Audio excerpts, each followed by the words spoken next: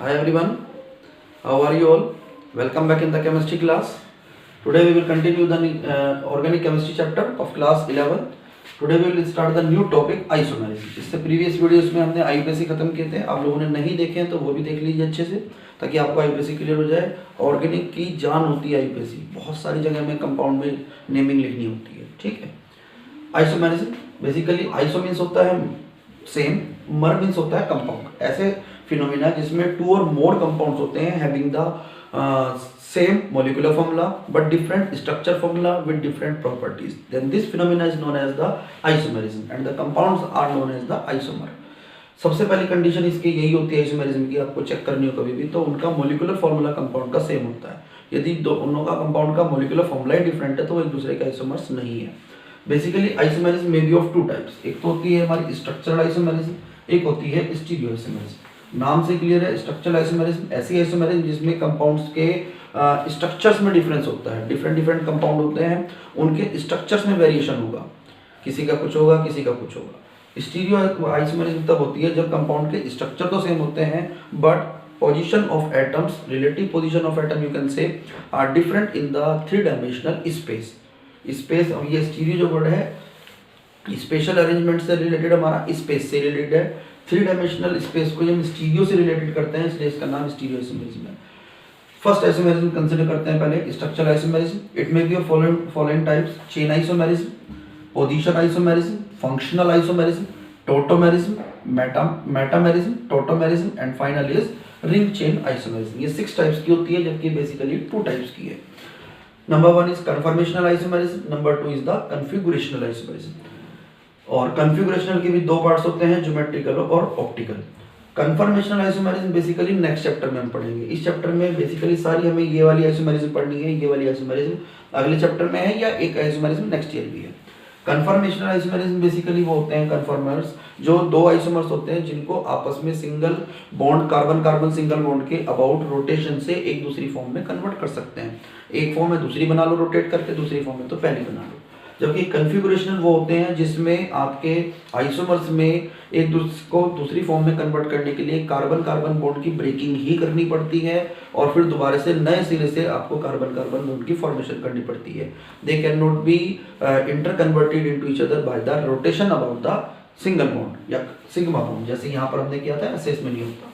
इसकी 2 टाइप के आइसोमेरिज्म में, ज्योमेट्रिकल होती है, एक ऑप्टिकल होती है. ज्योमेट्रिकल वाली भी नेक्स्ट चैप्टर में आएगी, कन्फर्मेशनल वाली भी नेक्स्ट चैप्टर में आएगी. और ऑप्टिकल आइसोमेरिज्म ज़्यादा बड़ी होती है, वास्ट होती है, वो आपकी नेक्स्ट क्लास में आएगी. क्लास 12th में हम इसको पढ़ेंगे. फिलहाल हम ये सारी आइसोमेरिज्म कवर करेंगे इस चैप्टर के अंदर. Number 1 is chain isomerism. Chain isomerism जैसे नेम से क्लियर है, in this type of isomerism isomers have the different chain of the carbon atoms. Carbon atom की चेन में ही डिफरेंट अरेंजमेंट होगा, फर्क होगा. फॉर एग्जाम्पल, एक एग्जाम्पल लेते हैं, मोलिकुलर फॉर्मूला C5H12. इस मोलिकुलर फॉर्मूले के यहाँ पर 3 आइसोमर पॉसिबल है, चेन आइसोमर. एक तो सबसे पहला हम स्ट्रेट चेन बना दें कार्बन की, 5 कार्बन की स्ट्रेट चेन बना दी आपने, CH3 CH2 CH2 CH2 CH3.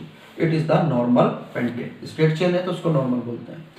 एक काम मैंने दूसरी चेन में डिफरेंस के लिए क्या किया, 4 कार्बन की चेन बनाई और सेकंड पे एक ब्रांचिंग दिखा दी. जब एक कार्बन पे 2 मिथाइल आते हैं तो इसको हम बोलते हैं आइसो. आइसो मीन्स सेम, तो आइसो पेंटेन हो गया. तीसरा कंपाउंड देखो, इसमें मैंने 3 कार्बन की ही चेन बनाई है और सेकंड कार्बन पे 2 बार मिथाइल शो कर दिया है, तो ये अब हमारा बन गया neo.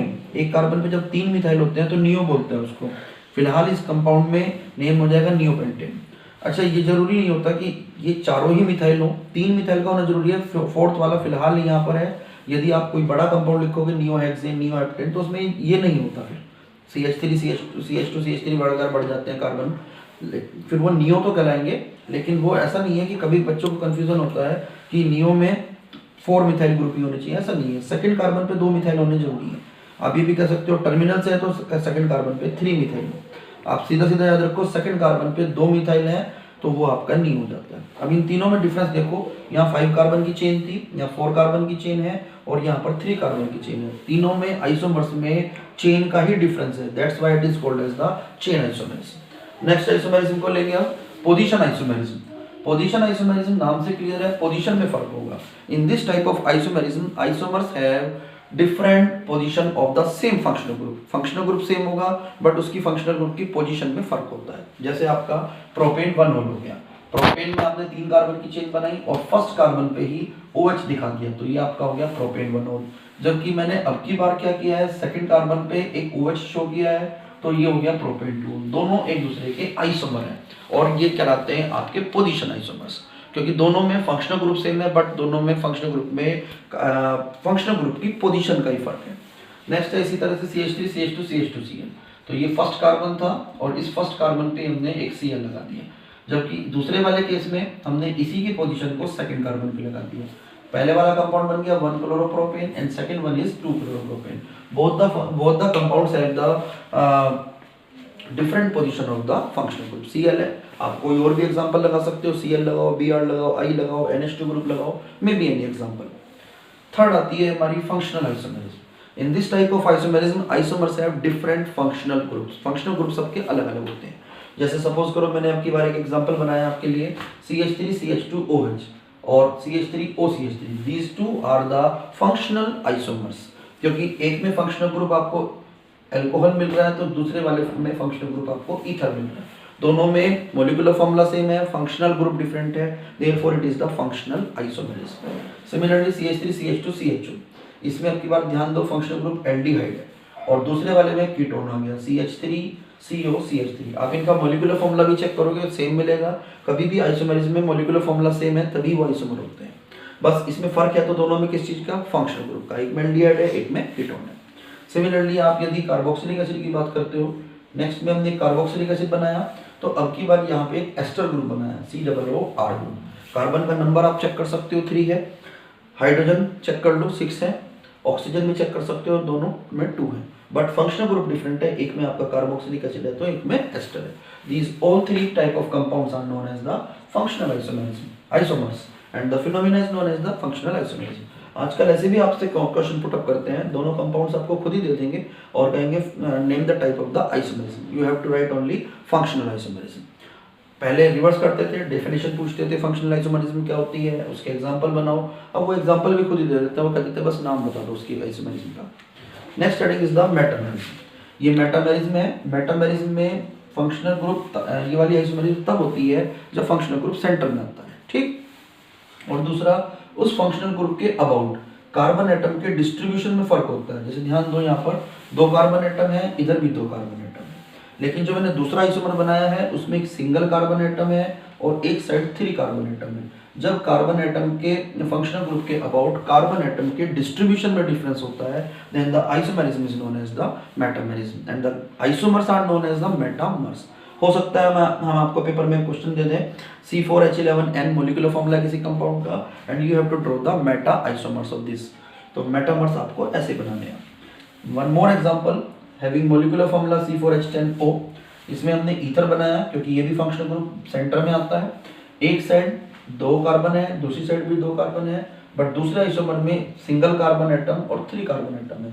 These 2 different isomers differ in the only distribution of the carbon atom about the functional group. Functional group दोनों में सेम है बट उसके about carbon atom के distribution में फर्क है।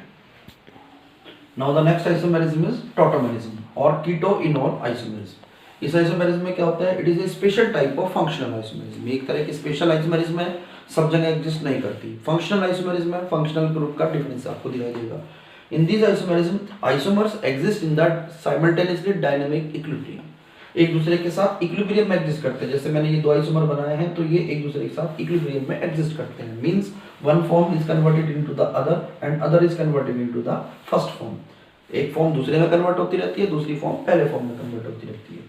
बेसिकली इसमें क्या होता है, एक फॉर्म कीटो की फॉर्म में एग्जिस्ट करती है, दूसरी फॉर्म इनोल की फॉर्म में एग्जिस्ट करती है। That's why it is also known as the keto enol isomerism. जैसे मैं कंपाउंड बना रहा हूं आपके सामने CH3COCH3, इसमें ध्यान से देखो ये कीटोन ग्रुप आ रहा है, that's why it is known as the keto group. और इसमें ये हाइड्रोजन एटम आप कह सकते हो ये ऊपर शिफ्ट होता है तो डबल बॉन्ड का एक बॉन्ड यहाँ शिफ्ट हो जाता है and the compound form CH3COH double bond CH2। इसमें इन भी आ गया डबल बॉन्ड और ओल भी आ गया।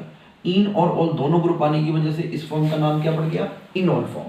First form is known as keto while the other is known as the enol form, that's why this isomerism is known as keto enol isomerism. ठीक है, you can say that this isomerism arises by the 1,3 migration of hydrogen atom from one polyvalent atom to other. इसमें 1,3 migration हो रहा है, यानी कि first atom से third atom पे, सपोज ये सेकंड हो गया और ये थर्ड एटम हो गया। हम आई पे से नहीं कर रहे, कभी सोचो आप कार्बन की नंबरिंग क्यों नहीं कर रहे।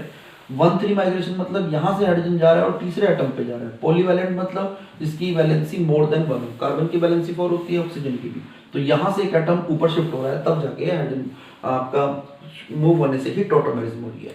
This type of isomerism is known as tautomerism और keto enol isomerism. Last isomerism is ring chain isomerism. जैसे नेम से क्लियर है, in this isomerism one compound exist as the ring form while the other compound exist as the chain form.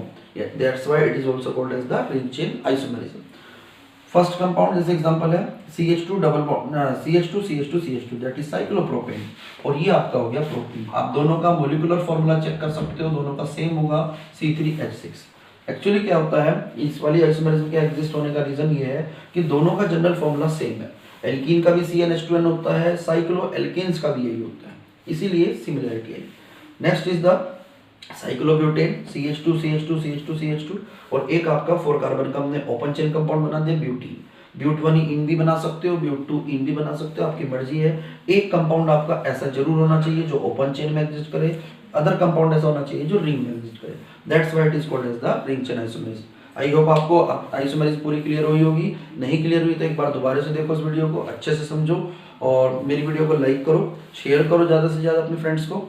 और आपने channel पे अब तक नए हैं, चैनल को सब्सक्राइब नहीं किया तो सब्सक्राइब भी कीजिए, बेल आइकन को भी प्रेस करो ताकि आपको लेटेस्ट अपडेट मिलते रहे। Okay, bye bye, see you in the next video.